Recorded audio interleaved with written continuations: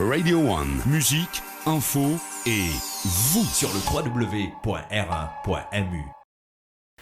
La commission de l'éducation du MMM a rencontré la presse aujourd'hui en ce moment de cafouillage de la rentrée scolaire post-lockdown et l'inquiétude et l'angoisse des parents et des élèves également. Comme on déjà dit au Parlement, sa situation de confinement-là, l'une creuse davantage l'inégalité entre les enfants et il y a un danger de déscolarisation qui menace principalement les enfants pauvres et les enfants qui ont déjà une difficulté pour apprendre. J'ai envie de décrocher, malheureusement. Nous reconnaissons qu'il y a une volonté de la part des éducateurs pour donner des cours en ligne, mais malheureusement, beaucoup de éducateurs ne sont pas parés à ça, ne sont pas prêts à ça, parce qu'ils ne sont pas formés comme besoin pour donner ces cours en ligne.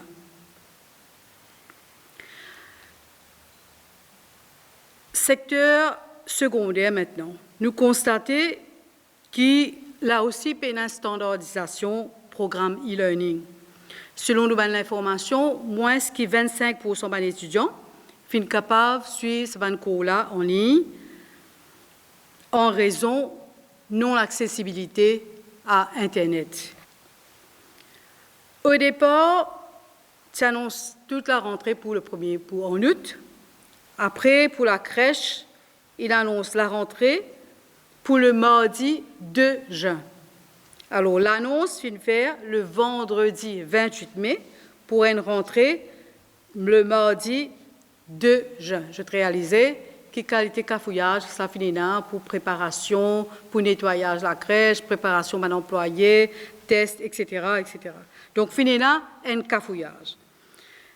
Finina également un autre cafouillage concernant la rentrée qui pourrait être en août, parce qu'au départ, tu dis en août, pardon, la rentrée qui peut prévoir maintenant là, en juillet, pardon. Au départ, tu dis en août, maintenant en juillet.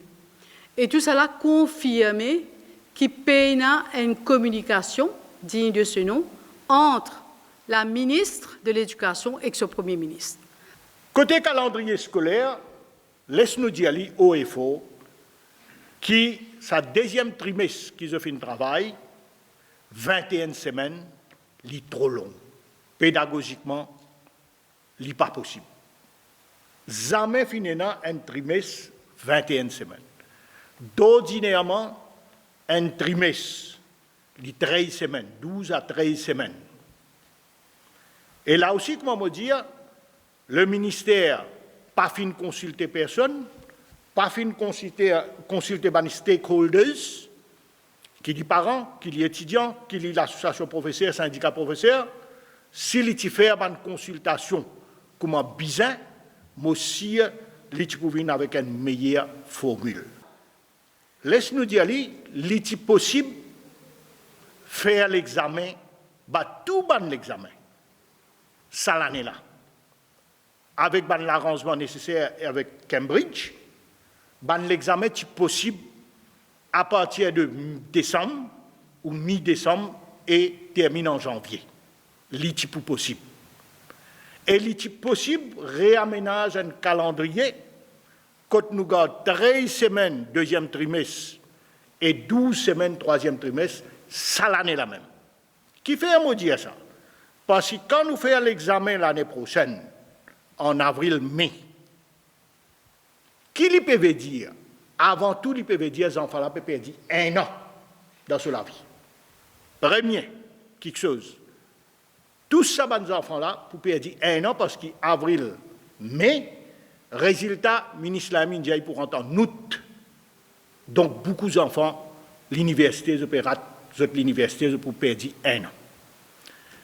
Et il paraît là, il y a l'effet boule de neige. Ça veut dire qu'il continue en 2021, 2022, et le ministre n'a pas encore dit à nous quand est-ce qu'il nous peut changer l'année scolaire dorénavant.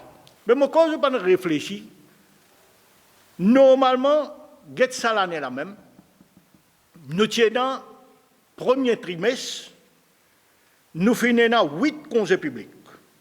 Nous finissons 4 jours la pluie torrentielle.